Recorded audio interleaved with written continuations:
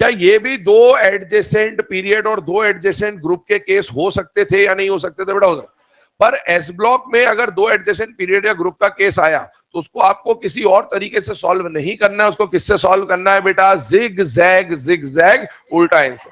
बाकी अब चले बेटा ना, लास्ट क्लास में हम लोग जो डिस्कशन कर रहे थे साइज के ऑर्डर पे डिस्कशन चल रहा था और लास्ट पॉइंट शायद आइसो इलेक्ट्रॉनिक वगैरह पे चल रहे थे हम लोग, है ना? 18 वाला हो गया था, ठीक है।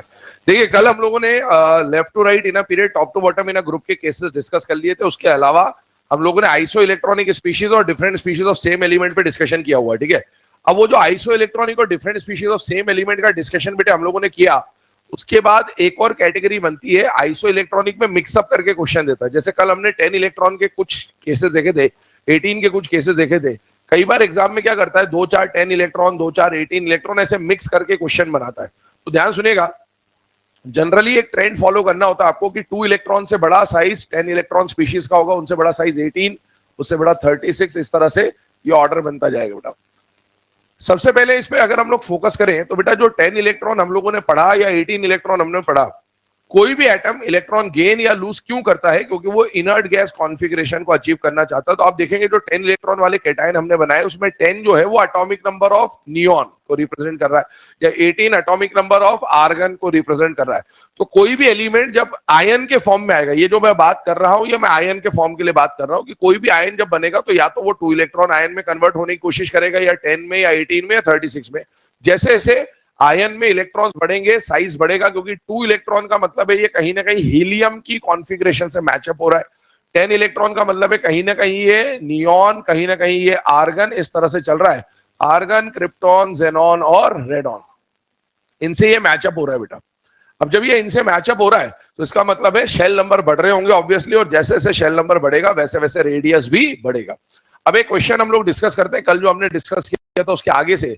जैसे मान लीजिए आपको O2 माइनस दिया, Na प्लस दिया, S2 माइनस दिया, इसके अलावा सपोज K प्लस दे दिया, Br माइनस दे दिया और I माइनस दे दिया, और बोला इसके साइज का ऑर्डर बनाना है।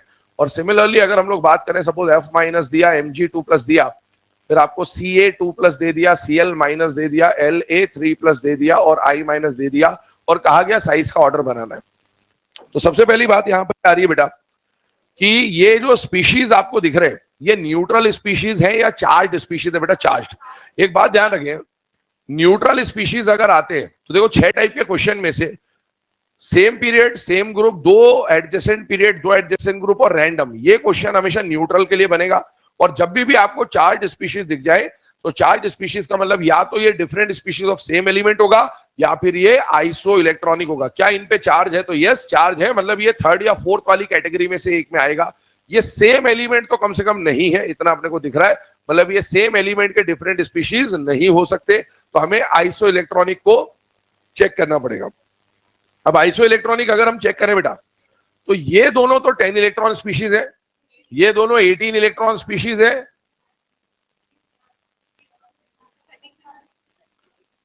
इसमें दिक्कत आएगी, है ना? क्योंकि क्या होता है 10 और 18 पहचानना बहुत आसान होता है। अपने को प्रॉब्लम कब आएगी? जब बड़े एटॉमिक नंबर वाले एटम्स आ जाएंगे, क्योंकि उनके एटॉमिक नंबर हमें डायरेक्टली याद नहीं होते, इसीलिए थोड़ी सी प्रैक्टिस की जरूरत पड़ती है। हालांकि आपको 10 और 18 ही पूछता है मोस्टली, बट कम से कम हम लोग हेलोजन्स के एटॉमिक नंबर तो याद रखें, क्योंकि हेलोजन के क्वेश्चन इसमें ज्यादा पूछे जाते हैं। ये दोनों को अगर आप देखो तो ये 10 इलेक्ट्रॉन की कैटेगरी में बेटा, ये दोनों 18 इलेक्ट्रॉन की कैटेगरी में, और ये दोनों 54 इलेक्ट्रॉन की कैटेगरी में बेटा।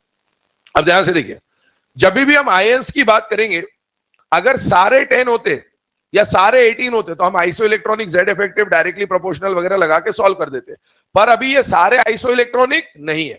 क्या ये दोनों आपस में आइसो इलेक्ट्रॉनिक है? यस, तो इन दोनों पे हम जेड इफेक्टिव लगा देंगे।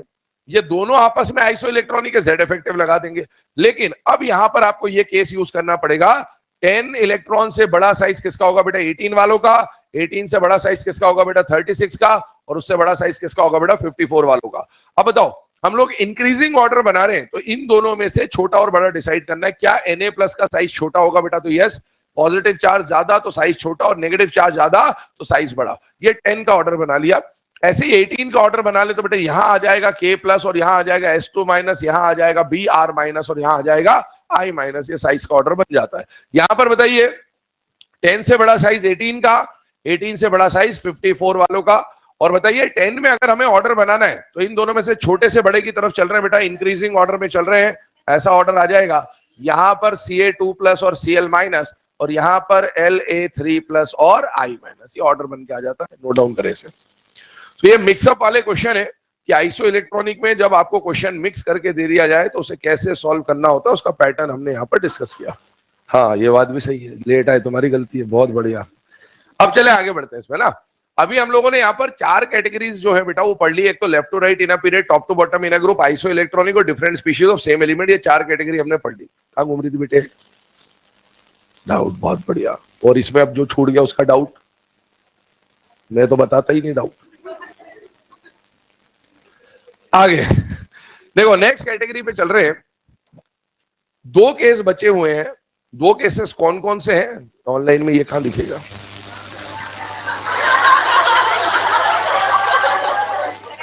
दो केसेस हैं, उसमें भी क्या पढ़ा है मैं जानता हूं। 2 केसेस है बेटा। 2 केसेस में क्या बच रहा है? एक तो 2 एडजेसेंट पीरियड, 2 एडजेसेंट ग्रुप बच रहा है, और एक रैंडम बच रहा है। ठीक है, कहां पढ़ाना है, कितना पढ़ाना है, क्या पढ़ाना है वो आपको थोड़ी पता है। ठीक है, तो 2 एडजेसेंट पीरियड और 2 एडजेसेंट ग्रुप की जब हम बात करें तो उसके ऊपर आएंगे, बट उससे पहले हम लोग यहाँ पर एक पॉइंट का डिस्कशन कर रहे हैं, और वो पॉइंट का डिस्कशन क्या है बेटा? हम लोग पूरे एस ब्लॉक के साइज का ऑर्डर बना रहे हैं बेटा, पूरे एस ब्लॉक का। कल हम लोगों ने ग्रुप्स के बारे में जब डिस्कशन किया था तो मैंने आपको ये बोला था कि ग्रुप नंबर 1, 2, 16, 17, 18 ये वो ग्रुप थे जहां कॉन्ट्रैक्शन नहीं लगता था, मतलब यहां पर डाउन द ग्रुप जाने पर लगातार साइज बढ़ता था। और 3 से 15 स्पेशली 4 to 15 वो रेंज था जहां कॉन्ट्रैक्शन लगता था। 2 तरह के कॉन्ट्रैक्शन होते थे, टीसी और एलसी। टीसी केवल एक जगह, कहां पर? आलू गाजर। कॉन्ट्रैक्शन की वजह से साइज लगभग बराबर, पर आलू गाजर में एक्चुअली बड़ा कौन है? आलू। फिर उसके बाद हम लोग बात कर रहे थे एलसी के बारे में। एलसी कहां पर लगा था बेटा? 4 से लेकर 15 तक, जहां पर पहली बार 32 का गैप आ रहा था वहां हमने लगा दिया था। ठीक है, अब एस ब्लॉक पे चलते, पूरे साइज का ऑर्डर देखते हैं एस ब्लॉक का। और इंपॉर्टेंट ट्रेंड है बेटा, बहुत ध्यान सुनिएगा, ध्यान समझिएगा। ग्रुप 1 ग्रुप 2 की बात कर रहे हैं। लिथियम, सोडियम, पोटेशियम, रुबिडियम और सीजियम। और यहां पर आ जाता है बेटा बेरिलियम, मैग्नीशियम, कैल्शियम, स्ट्रोंशियम और बेरियम। ये आ गए। अब इन एलिमेंट्स में आप देखो, पहले तो एस ब्लॉक में हमने यहाँ पर 3 एलिमेंट गायब कर रखे। एक तो हाइड्रोजन हटा रखा है, एक फ्रांसियम हटा रखा है और एक रेडियम हटा रखा है। फ्रांसियम और रेडियम तो रेडियो एक्टिव है, इसलिए उसका कंसिडरेशन कर नहीं रहे। और हाइड्रोजन इसलिए नहीं लिया है क्योंकि हाइड्रोजन के करस्पॉन्डिंगली ग्रुप 2 में कोई एलिमेंट नहीं होता है, तो हमने उसको एलिमिनेट कर रखा है। ठीक है, आगे बढ़ता हूं दूसरे पॉइंट की तरफ, ध्यान सुनिएगा। इनमें जब हम साइज का ट्रेंड बना रहे तो डाउन द ग्रुप साइज बढ़ रहा है, डाउन द ग्रुप साइज बढ़ रहा है, कोई प्रॉब्लम नहीं, पर सबका कंबाइंड रेडियस देखना है। मुझे एक बात बताओ, इनके पास कितने शेल है बेटा? 2। अरे सेकंड पीरियड मतलब 2 शेल, थर्ड पीरियड मतलब 3 शेल, 4 शेल, 5 शेल, 6। नॉर्मली जब साइज का क्वेश्चन आता है तो बच्चा सबसे पहला जो फैक्टर सोचता है वो शेल नंबर सोचता है। ये हर बच्चे की प्रॉब्लम है, ठीक है, कि शेल नंबर सोचता है, जबकि ऐसा हमेशा नहीं होता। मैं कुछ जगह पर काम करेगा, कुछ जगह पर नहीं करेगा, यही बात हमें समझनी है। जब आप शेल नंबर के हिसाब से सोचोगे तो बेटा 2 शेल वालों से बड़े 3 शेल वाले, 3 शेल वालों से बड़े 4 शेल वाले, 4 शेल वालों से बड़े 5 शेल वाले, 5 शेल वालों से बड़े 6 शेल वाले, मतलब इन दोनों से बड़े ये दोनों, इन दोनों से बड़े ये दोनों, ऐसा कुछ ऑर्डर बनना चाहिए था। और left to right size decrease होता है, जेड इफेक्टिव बढ़ता है। तो बेटा इन दोनों में से छोटा कौन होगा? बेरिलियम। तो इन सब में से जो स्मॉलेस्ट रेडियस आपको देखने को मिलेगा वो किसका मिलेगा? बेरिलियम। बेरिलियम से बड़ा कौन होगा? लिथियम। शेल नंबर कम है। अब 2 शेल वालों से बड़े कौन होंगे? 3 शेल। पर इन दोनों में से बड़ा कौन, मतलब आपस में अगर देखें तो हम इंक्रीजिंग ऑर्डर में जा रहे हैं, ये छोटा और उससे बड़ा सोडियम। अब इससे बड़ा कौन होना चाहिए दोनों? तो इससे बड़ा ये और इससे बड़ा ये, ऐसा ऑर्डर जाना चाहिए। मतलब ये ऑर्डर यहां के बाद इधर घूमना चाहिए था, ये ऑर्डर है। ठीक है, अब ये ऑर्डर है, मतलब इसमें एक्सेप्शन तो आ गया, ऑब्वियसली होना कुछ और चाहिए था और हो कुछ और गया, तो अपने को ऑर्डर याद करना है। जैसे अपने फेकोनी का साइज बराबर, फिर घटा, फिर बड़ा, वो सारी बातें हैं। ये ऑर्डर बहुत ज्यादा इंपॉर्टेंट है, पहली बात ये क्लियर रख लें दिमाग में। एस ब्लॉक जब आपको पढ़ाया जाएगा तो एस ब्लॉक में मैक्सिमम जो प्रॉपर्टीज आएंगी, फिजिकल प्रॉपर्टीज, स्पेशली अगर मैं melting point, boiling point, flame, colour वगैरह की बात करूं तो उसमें हम लोग इसी साइज के ऑर्डर से उसको समझने की कोशिश करेंगे। तो ये ऑर्डर बिल्कुल दिमाग में रटा हुआ होना चाहिए। और ऑर्डर को देखो, इधर याद करने का तरीका मैं क्या बोलूंगा? जिग जैग, जिग जैग, उल्टा एन। क्या बोलूंगा? Zig zag, zig zag.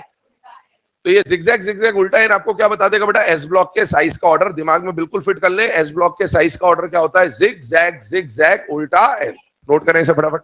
अब देखो, ये जो अभी हम लोगों ने ट्रेंड बनाया है, इसके ऊपर एक क्वेश्चन फ्रेम किया जाता है। वो क्वेश्चन क्या है कि अगर हम किसी भी दो कंसेक्यूटिव एस ब्लॉक एलिमेंट्स की बात करें, दो कंसेक्यूटिव एस ब्लॉक एलिमेंट्स की बात करें, कंसेक्यूटिव कहने का मतलब क्या हो गया बेटा, एक के बाद एक आने वाले। जैसे मैं लिथियम बेरिलियम की बात करूं, ये कंसेक्यूटिव है। मैं लिथियम सोडियम की बात करूं, ये भी कंसेक्यूटिव है। लेकिन मैं लिथियम और पोटेशियम की बात करूंगा तो ये कंसेक्यूटिव नहीं है।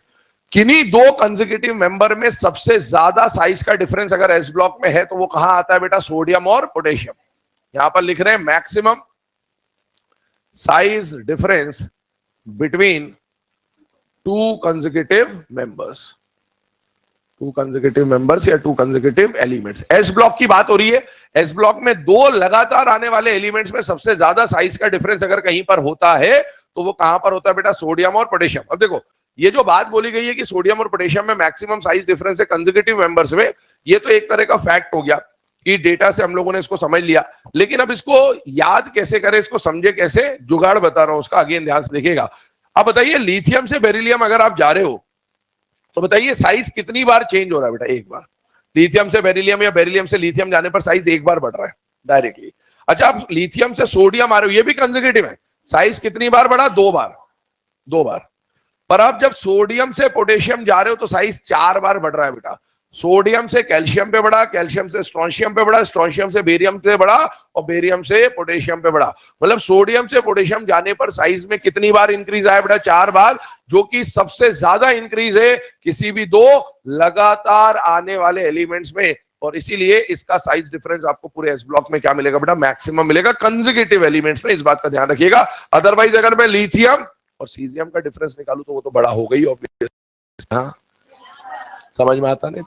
हाँ अब आगे बात सुने, इसमें एक और पॉइंट आता है बेटा। वो पॉइंट ये है कि अभी इसमें हमने तीन एलिमेंट गायब कर रखे थे ना। अगर सपोज मैं इसमें किसको ले आता हूं, हाइड्रोजन को, इसको ले आता हूं हाइड्रोजन। मुझे एक बात बताओ, हाइड्रोजन को अभी भूल जाइए, सारे एलिमेंट्स बताइए हाइड्रोजन को छोड़कर ये सब मेटल है या नॉन मेटल है बेटा, मेटल। मेटल के लिए आप क्या निकालते हो, मेटालिक रेडियस। अच्छा बताओ इसका क्या निकाला, मेटालिक रेडियस, इसका क्या निकाला, मेटालिक रेडियस, इसका क्या निकाला, मेटालिक रेडियस, सबका क्या निकाला, मेटालिक रेडियस। अभी आप कंपेरिजन किसका कर रहे हो, मेटालिक से मेटालिक रेडियस का। लेकिन जैसे ही मैं हाइड्रोजन लाया तो इसका तो निकलेगा कोवेलेंट रेडियस और लिथियम का निकलेगा।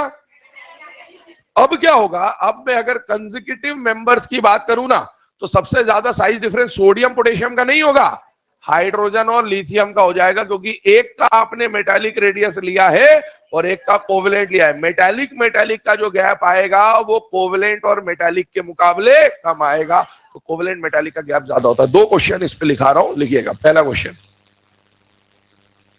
which of the following pair of elements, which of the following pair of elements show, which of the following pair of elements show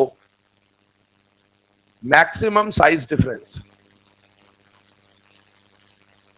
which of the following pair of elements show maximum size difference। पहला option लिखें lithium to sodium, अगला लिखें sodium to potassium, lithium to sodium, अगला लिखें sodium to potassium, then potassium to rubidium, then rubidium to caesium. Correct answer is sodium to potassium, है ना। वो तो अपन ने लिख ही दिया यहां पर बोर्ड पे। अब आगे बढ़े, अगला क्वेश्चन, क्वेश्चन सेम रहेगा, ऑप्शन चेंज करेंगे बस, क्वेश्चन वही है।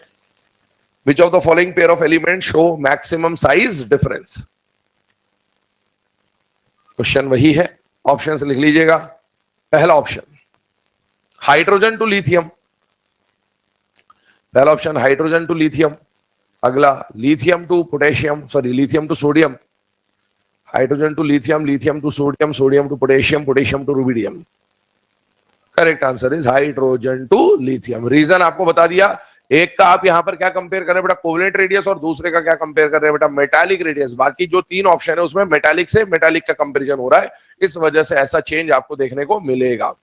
ठीक है, चलिए अब आगे बढ़ते हैं इसमें नेक्स्ट पॉइंट की तरफ बेटा। ये जो एस ब्लॉक का ट्रेंड था पूरे साइज का, वो अभी हम लोगों ने यहाँ पर डिस्कस किया। अब हम कुछ और पॉइंट्स पे आगे बढ़ेंगे। मैंने आपको बोला कि चार तरह के क्वेश्चन हम लोगों ने कवर कर लिए। अब पांचवा जो टाइप आता है वो आता है दो एडजेसेंट पीरियड और दो एडजेसेंट ग्रुप का केस। अच्छा मुझे बताओ, इधर देखो ध्यान से, क्या ये भी दो एडजेसेंट पीरियड और दो एडजेसेंट ग्रुप के केस हो सकते थे या नहीं हो सकते थे बेटा? हो सकते। पर एस ब्लॉक में अगर दो एडजेसेंट पीरियड या ग्रुप का केस आया तो उसको आपको किसी और तरीके से सॉल्व नहीं करना है, उसको किससे सॉल्व करना है बेटा? जिग जैग उल्टा आंसर। बाकी अब फिफ्थ टाइप का जो केस बनेगा वो मैं पी ब्लॉक के बताऊंगा, वहां पर ये काम नहीं करेगा, वहां कुछ और काम करेगा। ध्यान सुनेगा। हम लोग यहां पर सपोज क्वेश्चन ले रहे हैं, कंपेयर द साइज, ठीक है, साइज कंपैरिजन की बात चल रही है। पहला केस आपको दिया गया क्वेश्चन नंबर 1, सपोज आपको दिया ऑक्सीजन, सल्फर, फ्लोरीन और क्लोरीन, सपोज ये दिया गया बेटा। अब इसमें एक बात समझेंगे, ऑक्सीजन, सल्फर, फ्लोरीन, क्लोरीन की अगर मैं बात करूं तो बेटा ये एलिमेंट जो आपको दिख रहे हैं ना, ये ग्रुप 16 और ग्रुप 17 के मेंबर से बेटे। और पीरियड की अगर मैं बात करूं तो सेकेंड पीरियड और थर्ड पीरियड के एलिमेंट से बेटे। ये आ गया ऑक्सीजन, सल्फर, फ्लोरीन और क्लोरीन। अब ध्यान सुनना, ये जो अभी हम लोगों ने डिस्कशन किया ऑक्सीजन, सल्फर, फ्लोरीन, क्लोरीन, मुझे बताइए क्या ये जो एलिमेंट्स आपको दिख रहे हैं इन पे चार्ज है या ये न्यूट्रल बॉडीज है बेटा? न्यूट्रल। अगर चार्ज होता तो या तो आइसो इलेक्ट्रॉनिक या different species of same element होता, लेकिन अगर चार्ज नहीं है तो ये चार टाइप की केसेस में आएंगे, या तो left to right in a period, या top to bottom in a group, या फिर दो एडजेसेंट पीरियड, दो एडजेसेंट ग्रुप, या फिर रैंडम। न्यूट्रल में ये चार केस बन सकते हैं। क्या ये दो एडजेसेंट ग्रुप और दो एडजेसेंट पीरियड के एलिमेंट्स है बेटा? यस। और ये एस ब्लॉक का केस है या पी ब्लॉक का केस है बेटा? P block. एस ब्लॉक का होता तो क्या लगाते हैं? जिगजैग उल्टा है। पी ब्लॉक में ऐसे क्वेश्चंस में आपको जो फैक्टर यूज करना है वो फैक्टर क्या रहेगा बेटा? Shell number. अब ध्यान सुनो, थर्ड पीरियड का होने का मतलब क्या है? इसके पास कितने शेल है बेटा? 3। और इनके पास कितने शेल है? 2। जिसका शेल नंबर ज्यादा उसका साइज भी ऑब्वियसली ज्यादा होना चाहिए, मतलब इन दोनों का साइज ज्यादा होना चाहिए और इन दोनों का साइज कम। तो ये हमने ऑर्डर बना दिया कि इन दोनों का साइज ज्यादा है, उन दोनों का साइज कम है। और क्या left to right in a period size कम होता है बेटा? यस। क्या left to right in a period size कम होता है बेटा? यस। मतलब इसका जब आप ऑर्डर बनाओगे, फ्लोरीन सबसे छोटा, ऑक्सीजन उससे बड़ा, क्लोरीन उससे बड़ा और सल्फर सबसे बड़ा, ये साइज का ऑर्डर बन के आएगा। एक और क्वेश्चन देखते हैं सर। मान लीजिए आपको दिया nitrogen, phosphorus, oxygen, sulphur. Again आप देखें इस केस को, ये भी न्यूट्रल बॉडीज है बेटा, सेम पीरियड नहीं है, सेम ग्रुप नहीं है, ये दो एडजेसेंट पीरियड और दो एडजेसेंट ग्रुप का केस है। तो ग्रुप 15 और ग्रुप 16 है और एलिमेंट सेकेंड पीरियड और थर्ड पीरियड के हैं बेटे। यहां पर नाइट्रोजन है, फॉस्फोरस है, ऑक्सीजन है, सल्फर है। क्या ये पी ब्लॉक के दो एडजेसेंट पीरियड और दो एडजेसेंट ग्रुप की कहानी है बेटा? यस। तो इसको सॉल्व किससे करोगे आप? शेल नंबर से। जिसका शेल नंबर ज्यादा उसका साइज ज्यादा, जिसका शेल नंबर कम उसका साइज कम। Left to right in a period size कम होगा, left to right in a period size कम होगा। ये दोनों छोटे और इनमें भी छोटा कौन है? ऑक्सीजन से बड़ा, नाइट्रोजन से बड़ा, सल्फर से बड़ा, फॉस्फोरस। ये साइज का ऑर्डर बन के आएगा नोट करने से। वो दोनों केस लिखने के बाद ये थर्ड केस इधर मैंने लेफ्ट साइड पे लिख दिया बेटा, कार्बन, सिलिकॉन, नाइट्रोजन, फॉस्फोरस। इसको आप ट्राई कर ले एक बार, सेम पैटर्न पे सॉल्व हो जाएगा। ये कौन सा ऑर्डर है? ये इंक्रीजिंग है, डिक्रीजिंग है, ये ऐसा? मैं सारे इंक्रीजिंग बना रहा हूं। हाँ ऐसे बताया करो। सबसे छोटा कौन है? नाइट्रोजन। नाइट्रोजन से बड़ा कौन है? कार्बन। कार्बन से बड़ा कौन है? और उससे बड़ा कौन है? सिलिकॉन। Very good. चले है ना। तो ये थर्ड वाला केस आई होप सॉल्व हो गया होगा, सबसे सेम पैटर्न पे सॉल्व हो जाएगा। अब देखो ये जो यहाँ पर तीन क्वेश्चंस हम लोगों ने डिस्कस करा अभी, 1, 2 और ये जो थर्ड आपको दिया था, इन तीनों में हमने पी ब्लॉक के दो एडजेसेंट पीरियड, दो एडजेसेंट ग्रुप की कहानी समझी। और मैंने बोला ऐसे क्वेश्चन को आपको किससे सॉल्व करना है? शेल नंबर से। वो फैक्टर मैं आपको लिखा दे रहा हूँ, इन तीनों के आजू बाजू में जहां भी जगह खाली हो नोट बना के लिख लीजिएगा। For elements of two adjacent period and two adjacent groups, for elements of two adjacent period and two adjacent groups, for elements of two adjacent period and two adjacent group of P block,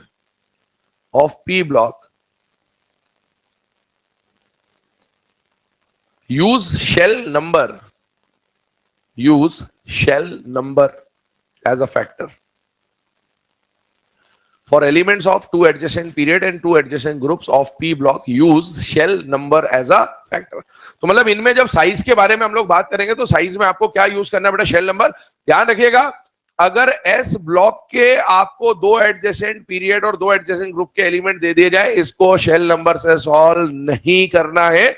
इसमें zig zag उल्टा है नहीं लगाना, वरना यहां तो चल जाएगा लेकिन यहां पर काम नहीं करेगा, वो बात है ना। तो यहाँ तो शेल नंबर से भी सॉल्व कर लोगे तो आ जाएगा, लेकिन यहाँ तो जिगजैग जिगजैग उल्टा आयन ही पर्टिकुलरली काम करता है। चलिए अब आगे बढ़ते हैं।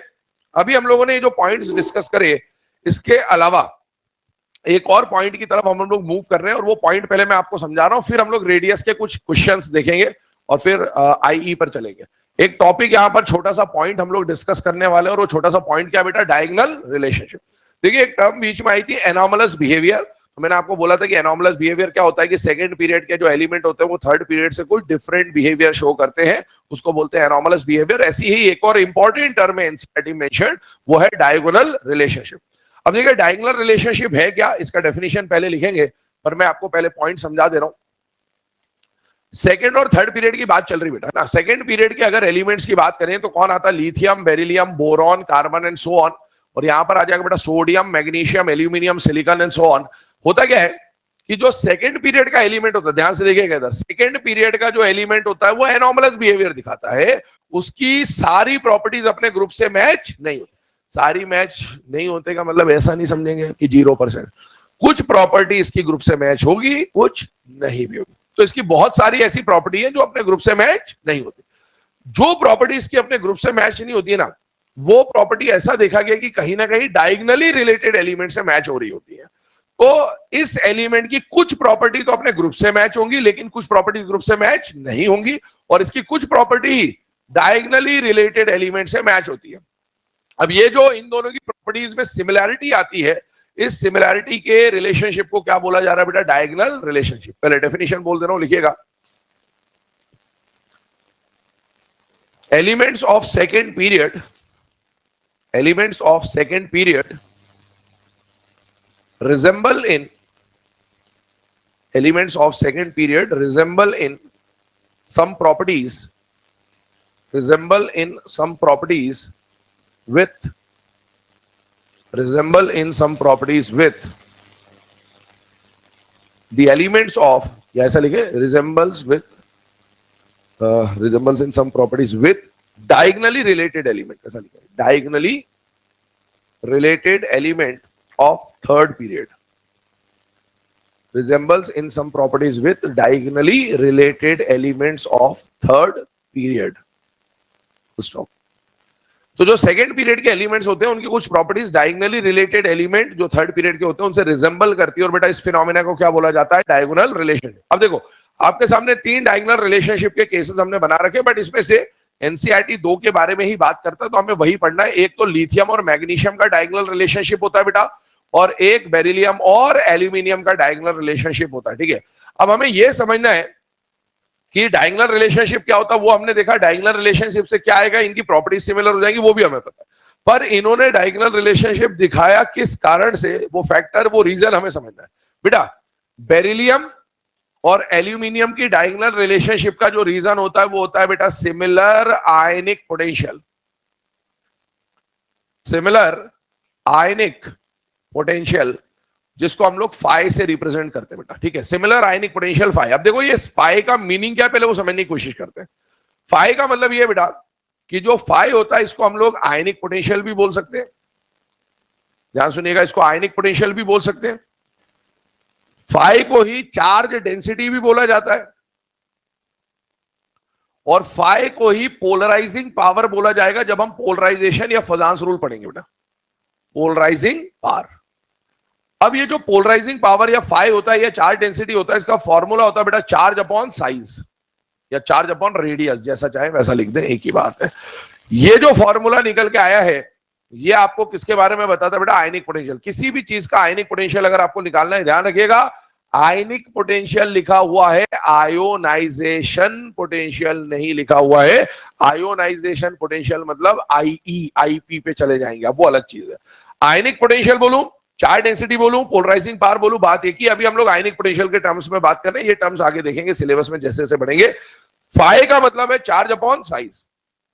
अब ध्यान सुनना, जब हम बेरिलियम की बात कर रहे हैं बेटा और जब हम एल्यूमिनियम की बात कर रहे हैं, तो अगर मैं बेरिलियम का फाई निकालूं और एल्यूमिनियम का फाई निकालूं, दोनों का वैल्यू लगभग सेम आता है, लगभग सेम आता है। ये इस बात को ये बोल रहा है। जैसे मान लीजिए मैं बेरिलियम के रिस्पेक्ट में और एल्यूमिनियम के रिस्पेक्ट में आपको समझाऊं, बेटा यहाँ चार्ज अपॉन साइज है, चार्ज अपॉन साइज है मतलब आप न्यूट्रल में तो इसको काउंट करोगे नहीं, आप इसको आयंस के फॉर्म में कैलकुलेट करोगे। क्या बेरिलियम पे +2 और एल्यूमिनियम पे +3 चार्ज होता है या नहीं होता? बेटा होता है। मान लिया इसका जो φ1 हम निकाल रहे हैं वो है +2 अपॉन इसका साइज कितना ले लिया x, हमें नहीं पता इसका आयनिक रेडियस का एग्जैक्ट वैल्यू क्या है, हमने x मान लिया। मान लीजिए इसके लिए φ2 निकाल रहे हैं तो बेटा इसके φ2 क्या होगा? Charge upon radius. इसका रेडियस और इसका रेडियस अलग अलग होता है, इसका रेडियस x है, उसका रेडियस y है। जब आप इस फ्रैक्शन को सॉल्व करोगे, जब आप इस फ्रैक्शन को सॉल्व करोगे तो जो φ1 आएगा और φ2 आएगा वो लगभग बराबर आता है, और इस वजह से बोला जाता है कि इनका आयनिक पोटेंशियल लगभग सेम है, और उस वजह से ये प्रॉपर्टीज क्या दिखाएंगे? सेम। अब ये आयनिक पोटेंशियल सेम होने से प्रॉपर्टी सेम कैसे हो जाती है, उसके लिए अगर किसी को थोड़ा बहुत पोलराइजेशन आता हो तो उसको समझ में आ जाएगा। अभी मैं जो बोल रहा हूँ जिसको नहीं आता बस सुन ले कि ऐसा कुछ होता होगा। फाइ मतलब पोलराइजिंग पावर। बेरिलियम और एल्यूमिनियम के कैटायन है बेटा। पोलराइजेशन में क्या होता है? कैटायन जो होता है वो एनायन के इलेक्ट्रॉन क्लाउड को अपनी तरफ खींचेगा, इसको बोलते हैं पोलराइजेशन। इसकी वजह से कोवेलेंट कैरेक्टर आता है, आयनिक कैरेक्टर कम होता है। ये सारी बातें होंगी जब हम पोलराइजेशन पढ़ेंगे। तो अभी बेरिलियम, सपोज यहां पर कोई एनायन है और सपोज यहां पर भी कोई एनायन है, तो बेरिलियम का कैटायन जितना इलेक्ट्रॉन डेंसिटी अपनी तरफ खींचेगा, एल्यूमिनियम भी तो उतना ही खींचेगा। और जब दोनों इलेक्ट्रॉन डेंसिटी बराबर खींचेंगे तो जितना आयनिक कैरेक्टर आना होगा या जितना कोवेलेंट कैरेक्टर आना होगा वो इक्विवेलेंट आएगा, और इस वजह से उनके कंपाउंड्स की प्रॉपर्टीज क्या हो जाएंगे बेटा? सिमिलर। इसको हम लोग बोलते हैं डायगोनल रिलेशनशिप। ठीक है, अब आगे बढ़ते हैं। सेकंड वाले केस को समझते हैं पहले। सेकंड वाले केस में हम लोग किसके बारे में बात कर रहे हैं बेटा? लिथियम और मैग्नीशियम। अब क्या होता है कि मार्केट में कई लोग ये जो बेरिलियम और एल्यूमिनियम का रीजन है वो यहां भी चिपका देते हैं फ्री में, है ना? ये गलत है, ध्यान रखिएगा। इसका रीजन सिमिलर आयनिक पोटेंशियल नहीं होगा, बिल्कुल क्लियरली समझ लें। इसका रीजन सिमिलर आयनिक पोटेंशियल नहीं होगा। एनसीईआरटी में क्लियरली एस ब्लॉक के अंदर ये पॉइंट दे रखे हैं। एस ब्लॉक में एनसीईआरटी क्लियरली बोलता है बेटा लिथियम और मैग्नीशियम का जो डायगोनल रिलेशनशिप है उसका reason similar atomic and ionic radius. Lithium और मैग्नीशियम का एटॉमिक फॉर्म में रेडियस और लिथियम और मैग्नीशियम का आयनिक फॉर्म में रेडियस, तो इनके एटॉमिक रेडियस लगभग बराबर होते हैं और इन दोनों के आयनिक रेडियस भी लगभग बराबर होते हैं। थोड़ा सा यहां पर ध्यान देने की कोशिश करेंगे, पहले एटॉमिक रेडियस की कहानी समझ लेते हैं। इधर आइए, जिगजैग जिगजैग उल्टा है, यहीं पर तो लिथियम और मैग्नीशियम दोनों है बेटा। लिथियम और मैग्नीशियम है, यहां इससे बड़ा ये और इससे बड़ा ये, मतलब लिथियम से बड़ा कौन दिख रहा है? मैग्नीशियम। किस फॉर्म में? एटॉमिक फॉर्म में। ध्यान सुनना, एटॉमिक फॉर्म में लिथियम से बड़ा कौन दिख रहा? मैग्नीशियम। लेकिन इनके साइज में ज्यादा डिफरेंस नहीं होता है एग्जैक्ट। जैसे कल मैंने बोला था टी जरा हाफ में बड़ा कौन? जरा 1 पिकोमीटर का डिफरेंस होता है, तो ग्रेटर देन इक्वल टू अपन लेके जाओ, वैसी कहानी है। मैं अभी रैंडम वैल्यू से आपको बता रहा हूं, बस समझाने की कोशिश कर रहा हूं, ध्यान सुनना। मान लो इसका रेडियस 136 पिकोमीटर है, मान लीजिए ऐसा, और इसका रेडियस 132 पिकोमीटर है, तो आप जब एग्जैक्ट वैल्यू पे जाओगे तो मैग्नीशियम बड़ा दिख रहा है, लेकिन दोनों के साइज में कोई ज्यादा डिफरेंस नहीं है। तो हम लोग क्या बोल रहे हैं? एनसीईआरटी, अभी हमने जो ऑर्डर बनाया जिगजैग जिगजैग उल्टा है, वो तो हमने इस बेसिस पे बनाया एग्जैक्ट वैल्यू पे, लेकिन एनसीईआरटी क्या बोल रहा है कि लिथियम और मैग्नीशियम का जो एटॉमिक रेडियस है वो लगभग बराबर है। ये बात भी यहां पर वैलिडेट होती है। अब आगे सुने, अब जो मैं बताने वाला हूं ये साइज, अभी जब हम पढ़ रहे हैं तो साइज में अब इनऑर्गेनिक चल रहा तो कुछ एक्सेप्शन तो आएगी, वो एक्सेप्शन लिखाऊंगा बाद में, उसको समझा पहले दे रहा हूं आपको, ठीक है? ध्यान सुनना। हम जब इस लिथियम का कैटायन बनाएंगे, क्योंकि हम आयनिक रेडियस पे जा रहे हैं, और मैग्नीशियम का जब कैटायन बनाएंगे तो क्या बनेगा बेटा? Mg2+। अच्छा मुझे बताओ, क्या size of cation is smaller than the parent atom? मतलब यहां से आने पर साइज यहां भी, अच्छा ज्यादा डिक्रीज यहां होगा, मैग्नीशियम में होगा। जब पहले इनके साइज लगभग बराबर थे और यहां से यहां जाने पर, यहां से यहां जाने पर साइज कम होगा और ज्यादा डिक्रीमेंट कहां होगा? मैग्नीशियम में। तो बेटा ये जो फाइनल ट्रेंड निकल के आता है ना, ये कुछ ऐसा निकल के आता है, डिक्रीज यहां पर ज्यादा हुआ क्योंकि +2 है, और यहां डिक्रीज कम हुआ। पर अभी भी अब अगर एग्जैक्ट पे जाओ तो ये बड़ा है, लेकिन दोनों में डिफरेंस,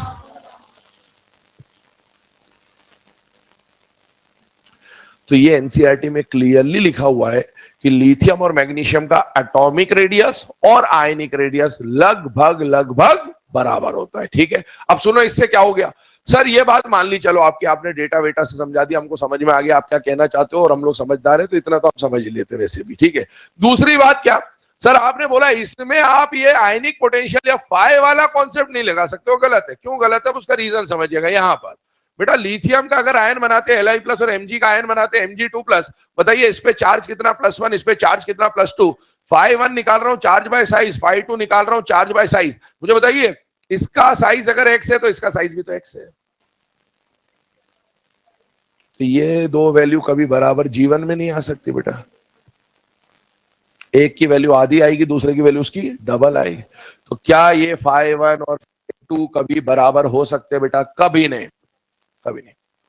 और इसी वजह से ये फाई वाला रीजन केवल बेरिलियम और एल्यूमिनियम में लगेगा, लेकिन यहां आप अगर फाई बोल गए तो ये गलत हो जाएगा बेटा। हाँ, बाय चांस ऐसा हो कि एग्जामिनर ने एग्जाम में क्वेश्चन में लिथियम मैग्नीशियम पूछा और ऑप्शन में रेडियस का ऑप्शन दिया ही नहीं, तो मजबूरी में फिर आपको अगर आयनिक पोटेंशियल दे रखा तो टिक करना पड़ेगा, क्योंकि एक ऑप्शन तो टिक करके आओगे। लेकिन अगर लिथियम मैग्नीशियम में रेडियस की सिमिलैरिटी वाला ऑप्शन दिया हुआ है तो आपको इसी को टिक करना पड़ेगा। ये बात बिल्कुल क्लियरली समझ ले। ठीक है, तो अब मैं यहां पर ये जो पॉइंट आपको बताया उसमें सबसे पहले तो एक तो लिथियम और मैग्नीशियम का रीजन आप लिख ले, similar atomic and ionic radii, और बेरिलियम और एल्यूमिनियम का रीजन लिख ले, सिमिलर आयनिक पोटेंशियल। अब यहां पर ये डायगोनल रिलेशनशिप का जो रीजन हम लोगों ने समझा बेटा, इसके बाद आगे बढ़ते हैं हम लोग नेक्स्ट पॉइंट की तरफ। देखो अभी हम लोगों ने 5 टाइप के क्वेश्चंस पे डिस्कशन हो गया भाई, लास्ट टाइप बचता वो बचता बेटा रैंडम टाइप का क्वेश्चन। तो आइए हेडिंग डालिएगा, क्वेश्चन लिखिएगा, determine the correct order of radius. Determine the correct order of radius, determine the correct order of radius. है ना, वन बाय वन केसेस हम लोग यहां पर डिस्कशन करना स्टार्ट कर रहे हैं बेटा। सबसे पहला जो क्वेश्चन मैं आपको यहां पर दे रहा हूं, सपोज आपको दिया लिथियम, बेरिलियम, पोटेशियम और बेरियम, ये आप लोगों को ट्राई करना है। कौन, क्यों?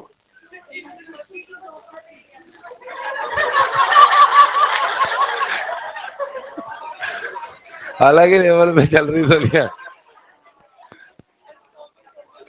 है, पोगो पोगो नहीं रहा, ये बात भी सही है। दोस्त दोस्त ना रहा पोगो।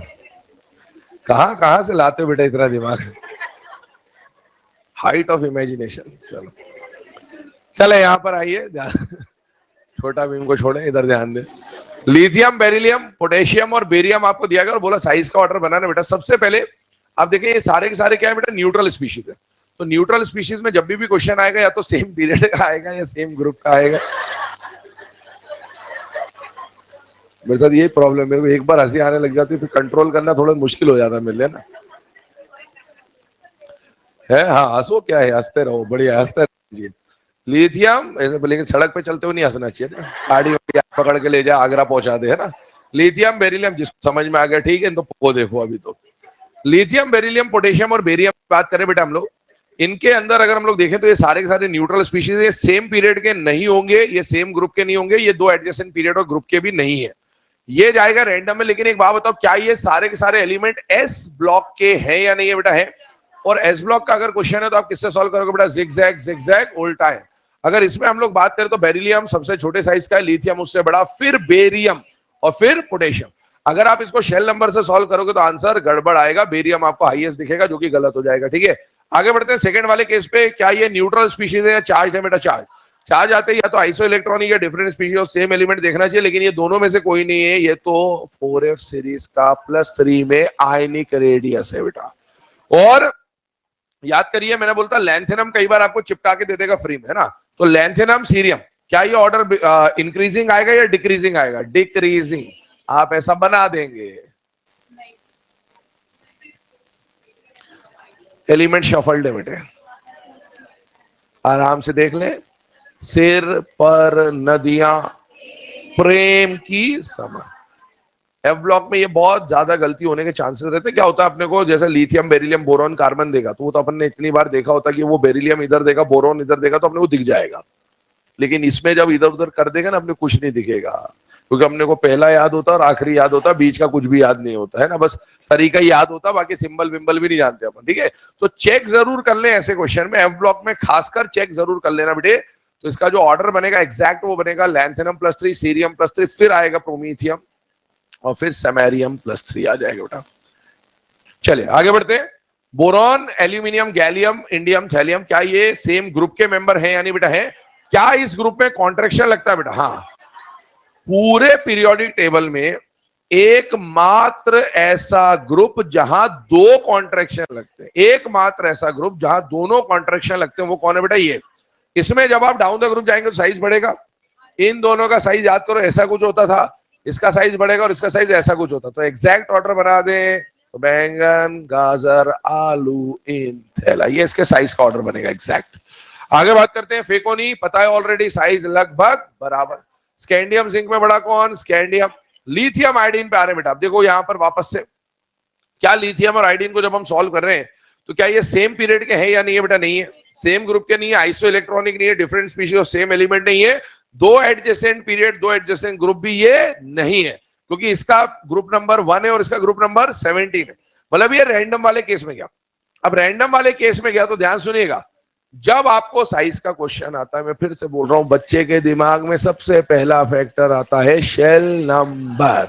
लिथियम कौन से पीरियड का एलिमेंट है बेटा? सेकंड पीरियड का, ये 5th पीरियड का है। यहां शेल नंबर 5 आएगा, बच्चा दिखता 5 शेल, खटाक, ये गलत है, ये ध्यान रखिएगा। शेल नंबर हर जगह नहीं लगता है बेटा, ये बात बहुत जरूरी है, ये समझना बहुत जरूरी है। क्योंकि मैं फिर से वही बोल रहा हूं, एग्जाम में क्या होता है, क्वेश्चन आता है ना तो आपके दिमाग में दो फैक्टर फिट होते हैं, एक तो जेड इफेक्टिव लगा देना है और एक शेल नंबर लगा देना है। बेटा ऐसा नहीं होता है, अपने को ये पता होना चाहिए कि किस टाइप के क्वेश्चन में कौन सा फैक्टर लगता है, वरना हम कोई सा भी फैक्टर कहीं भी लगाते रहते, तुम तो क्या लगवाते भी रहते लोग बाग, ठीक है, तुम्हारी क्या गलती। फिर इसको बोल रहे हैं एक्सेप्शन। एक्सेप्शन एक्सेप्शन कुछ नहीं बेटा, इधर ध्यान सुनेंगे। ये जो ऑर्डर है ये ऐसा है, और ये ऑर्डर ऐसा इसलिए है, ये मेटल है या नॉन मेटल है बेटा? मेटल। ये क्या है? नॉन। अरे बालिका, सीता, गीता, याद आ रहा है कुछ? ये मेटल है। मेटल के लिए कौन सा रेडियस निकालोगे? Metallic radius. नॉन मेटल के लिए निकालो कोवेलेंट रेडियस। क्या मेटालिक रेडियस का साइज कोवेलेंट रेडियस के मुकाबले ज्यादा होता है बेटा? हाँ, ये ऑर्डर इसलिए। और ये बेटा एनसीईआरटी का क्वेश्चन है, मतलब डायरेक्टली क्वेश्चन नहीं दे रखा, बट एनसीईआरटी में जो वैल्यूज है उसके बेस पे ये क्वेश्चन बनाया गया है। तो कम से कम इसको जरूर ध्यान रखें कि ये आप सॉल्व करेंगे, शेल नंबर से सॉल्व नहीं होगा, ये टाइप ऑफ रेडियस से सॉल्व होगा। हाँ, एक बात और समझे, ये रैंडम वाला केस है बेटे।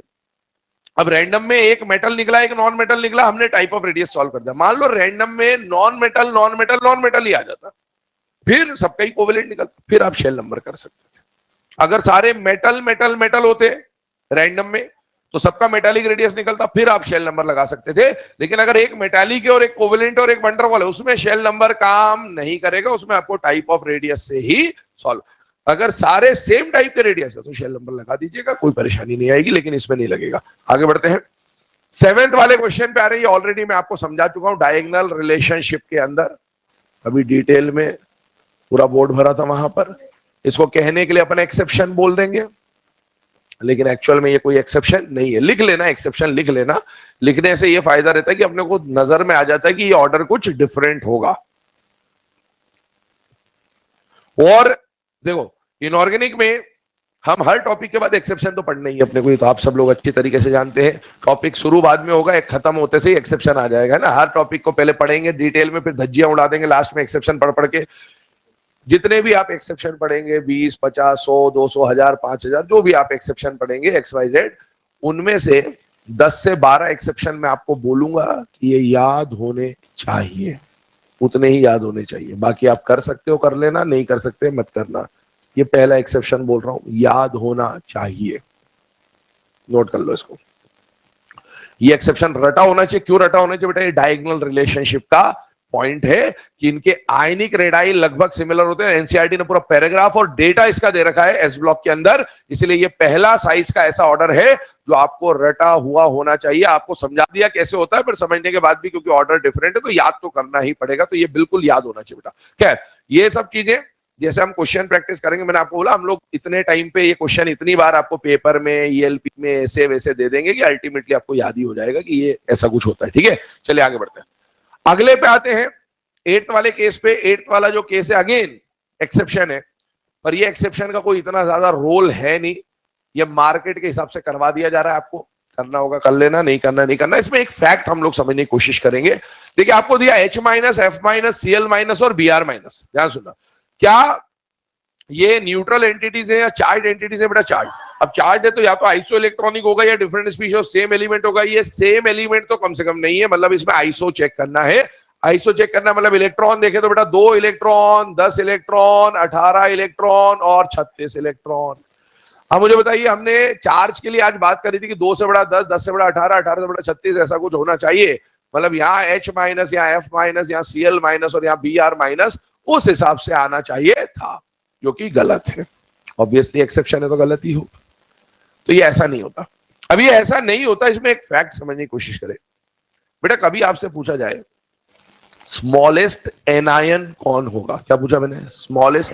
अरे एक बताओ, एनायन या कैटायन क्यों बनता है? इनर्ट गैस अचीव करने के लिए, ऑब्वियसली। तो सबसे छोटी इनर्ट गैस क्या यही होती है? तो सबसे छोटा एनायन कायदे से इसको होना चाहिए। इससे छोटा और कोई एनायन तो हो नहीं सकता, क्योंकि बाकी सब तो 10, 18 या इस तरह से हैं।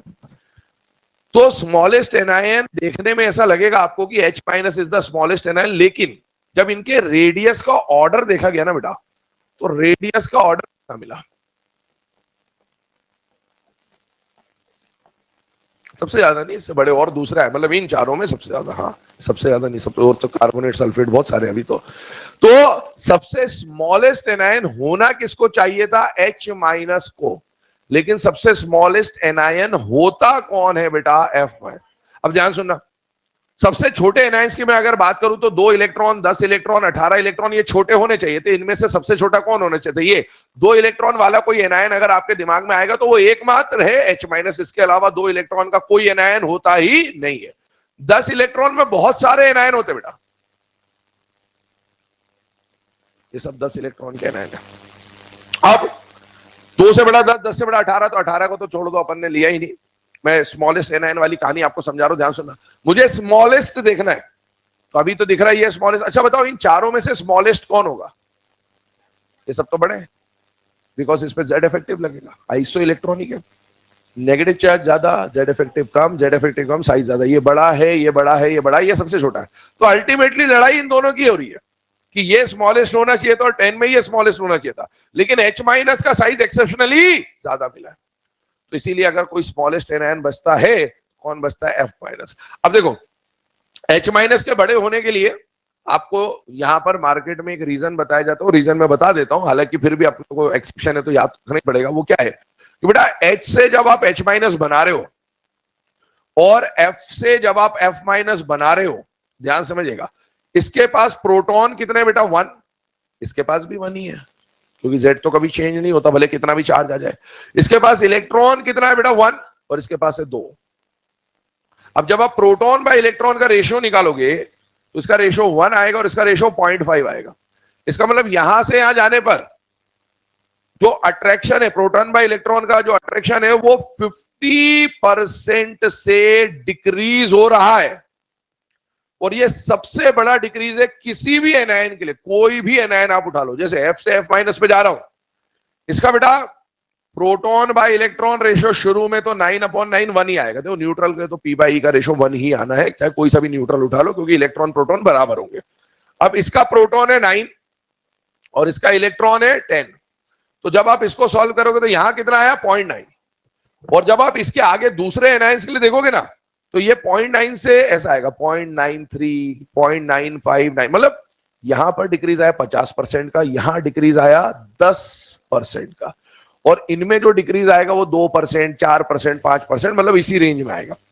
तो बेटा सबसे ज्यादा डिक्रीज अगर किसी के अट्रैक्शन में आ रहा है एनायन बनते वक्त, तो वो कौन है बेटा? H minus.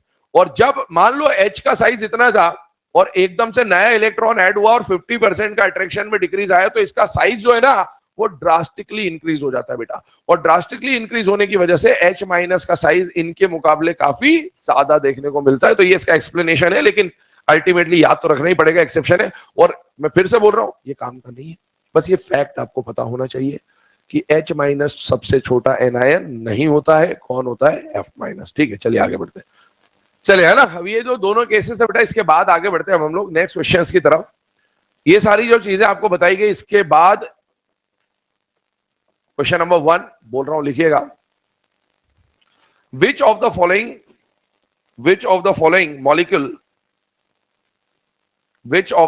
Molecule has maximum internuclear distance? Which of the following molecule has maximum internuclear distance?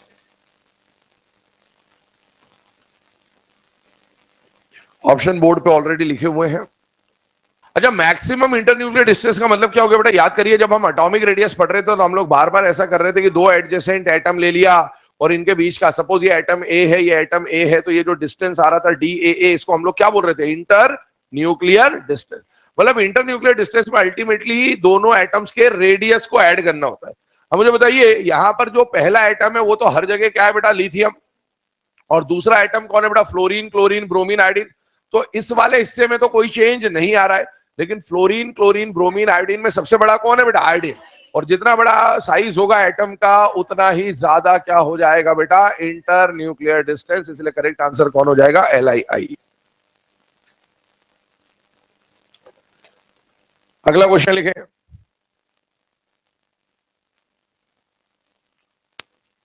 In which of the following species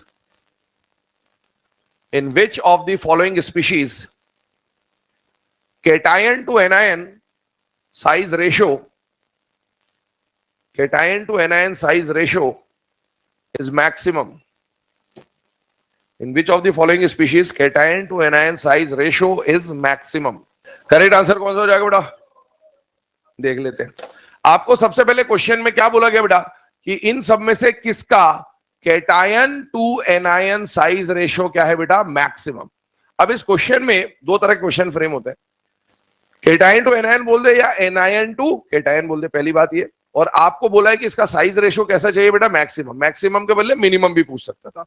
अब एक बात बताओ, जब भी कोई आप फ्रैक्शन निकालते हो, न्यूमरेटर अपॉन डिनोमिनेटर निकालते हो और उसका वैल्यू आपको सबसे ज्यादा चाहिए, तो इसके दो तरीके हो सकते हैं। या तो न्यूमरेटर की वैल्यू बड़ी हो या डिनोमिनेटर की वैल्यू छोटी हो। ये दोनों बातें इस बात को सपोर्ट करेंगे। अब मुझे बताइए, यहां पर हम साइज की बात करें, LIF, NAF, KF, RF, RBF, और आप देखो आपको कैटायन टू एनायन बोल रखा है, मतलब आपको इसको आयंस में ब्रेक करना पड़ेगा। आई होप इतना सबको पता है कि ये आयंस में इस तरह से ब्रेक होते हैं। अब जब ये आयंस में ऐसे ब्रेक होते हैं तो पहले न्यूमरेटर में किसका साइज देखना है? कैटायन का। डिनोमिनेटर में किसका देखना है? एनायन का। एनायन का साइज तो कांस्टेंट है।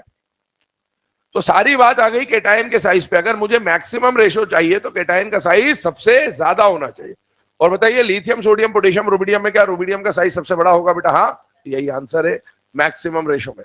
अगर इसी क्वेश्चन में मिनिमम बोल देता तो आंसर LIF हो जाता। और इसी में क्वेश्चन घुमा के पूछा जा सकता है कि कैटायन टू एनायन के बदले में बोल देता anion to cation size ratio maximum. तो एनायन तो आपका फिक्स है और मैक्सिमम चाहिए, मतलब कैटायन छोटा होना चाहिए, मतलब वो LIF हो जाएगा। और फिर इसमें बोलेगा anion to cation size ratio minimum. Anion आपका कांस्टेंट है और ये मिनिमम चाहिए, इसका मतलब है कैटायन का वैल्यू बड़ा होना चाहिए। तो आंसर कौन सा हो जाएगा? 4। तो इस तरह के क्वेश्चन फ्रेम हो सकते हैं। इसके ऊपर 4 टाइप के, चारों बता दिए आपको बोर्ड पे, पर लिखा हमने एक ही है। चलिए, अब इसके बाद हेडिंग डालिएगा, ionization energy, ionization enthalpy, ionization potential represented by IE, delta HI और I। डेफिनेशन बोल रहा हूं बेटा, लिखना स्टार्ट करेंगे। अब देखो एक बात समझ लेना, 6 टाइप के जो क्वेश्चन है उसके ऊपर हमने डिस्कशन करा, left to right in a period, top to bottom in a group. Second period में आएगा तो S और P ब्लॉक, थर्ड पीरियड आएगा तो S और P ब्लॉक, फोर्थ पीरियड आएगा तो D ब्लॉक पूछना चाहेगा। 4F सीरीज की बात करी, हर ग्रुप के बारे में हमने रेडियस का ट्रेंड समझा, आइसो इलेक्ट्रॉनिक समझा, है ना, डिफरेंट स्पीशीज सेम एलिमेंट समझा, रैंडम हमने P ब्लॉक के लिए अलग समझा, 2 एडजेसेंट पीरियड और ग्रुप, और रैंडम के बारे में बात करी। ऐसे ही 6 टाइप के क्वेश्चन इसमें भी बनेंगे। आपको वो टाइप ऑफ क्वेश्चन, मतलब यहां भी आप वही पढ़ोगे, EA में भी वही पढ़ोगे, EN में भी वही पढ़ोगे। अब दिमाग में मतलब साइकोलॉजिकली फिट हो जाने चाहिए कि भाई इस टाइप का पैटर्न आया तो उसमें कौन सा कॉन्सेप्ट लगाना है, ठीक है। आयनाइजेशन एनर्जी की बात करें बेटा, सबसे पहली बात, मोस्ट ऑफ द स्टूडेंट्स मेरे सबसे जानते भी होंगे, हम लोग अब केमिकल बॉन्डिंग की तरफ जा रहे हैं। तो केमिकल बॉन्डिंग में जब हम जाएंगे तो हमें वहां पर टाइप्स ऑफ बॉन्ड्स पढ़ने होंगे। टाइप्स ऑफ बॉन्ड्स में हमें कोवेलेंट बॉन्ड तो शेयरिंग से बनता है, लेकिन आयनिक बॉन्ड इलेक्ट्रॉन के लॉस और गेन से बन रहा होगा, कैटायन एनायन के बीच में बन रहा होगा। तो इसमें और इसके बाद वाला टॉपिक इलेक्ट्रॉन एफिनिटी, उसमें हम यही बात समझेंगे कि यहां पर हम कैटायन बनाने की प्रोसेस देखेंगे और इसके बाद वाले टॉपिक में हम एनायन बनाने की प्रोसेस देखेंगे और फिर वो कैटायन और एनायन जो यहाँ तैयार है उसको हम केमिकल बॉन्डिंग में ले जाके बॉन हेबर साइकिल में हम उससे आयनिक बॉन्ड के फॉर्मेशन के बारे में या लैटिस एनर्जी के बारे में समझ रहे होंगे। ठीक है, तो इसके डेफिनेशन बोल दे रहा हूं, लिखिएगा। The minimum amount of energy required, the minimum amount of energy required to remove the minimum amount of energy required to remove the most loosely bounded electron, most loosely bounded electron from any isolated gaseous atom, most loosely bounded electron from any isolated gaseous atom, isolated gaseous atom। अब देखो ये जो point अभी आपको definition में लिखाया गया है उसको समझने की कोशिश करते हैं और थोड़ा सा इसकी डेफिनेशन को समझेंगे डिटेल में ना। होता क्या है, डेफिनेशन अपन लिख लेते हैं, आपने कई बार ये डेफिनेशन लिखी भी होगी, पढ़ी भी होगी, सुनी भी होगी, लेकिन डेफिनेशन का मतलब समझना बहुत जरूरी है क्योंकि एग्जाम में देखो जो नॉर्मल ट्रेंड वाले क्वेश्चन है वो आप कर लोगे, जो स्टेटमेंट वाले क्वेश्चन होते हैं ना वो सबसे डिफिकल्ट क्वेश्चन होते हैं बेटा एग्जामिनेशन के अंदर। ठीक है, तो इसके डेफिनेशन के टर्म्स का मीनिंग समझते हैं क्या है। मान लीजिए ये हमारे पास एक एटम है, आइसोलेटेड एटम है, अकेला है। आइसोलेटेड का मतलब है नॉन बॉन्डेड एटम है ऑब्वियसली। यहां पर इसके पास ये आउटर मोस्ट शेल में कौन बैठा हुआ है बेटा, इलेक्ट्रॉन। ठीक है, अब मुझे बताओ, याद करिए जेड इफेक्टिव जब हमने पढ़ा था तो हमने जेड इफेक्टिव मैंने बोला था टारगेट इलेक्ट्रॉन वैसे तो हम किसी को भी मान सकते हैं बट हम हमारे सिलेबस में target electron outer most shell के आखिरी इलेक्ट्रॉन को मानेंगे क्योंकि हमेशा जब आप इलेक्ट्रॉन रिमूव करोगे तो लास्ट इलेक्ट्रॉन जो है या जिस पर अट्रैक्शन सबसे कम है वो रिमूव होगा। ये बात बताइए, इस पे पॉजिटिव चार्ज इस पे नेगेटिव चार्ज है, दोनों के बीच में अट्रैक्शन होगा या रिपल्शन होगा बेटा? अट्रैक्शन। दोनों के बीच में अट्रैक्शन है और आपको इस इलेक्ट्रॉन को निकालना है बेटा। अगर दो चीजों के बीच में अट्रैक्शन और इसको फिर हटाना है तो बताइए मुझे अट्रैक्शन को तोड़ना पड़ेगा और अट्रैक्शन को तोड़ना है तो एनर्जी रिलीज होगी, एनर्जी देनी पड़ेगी।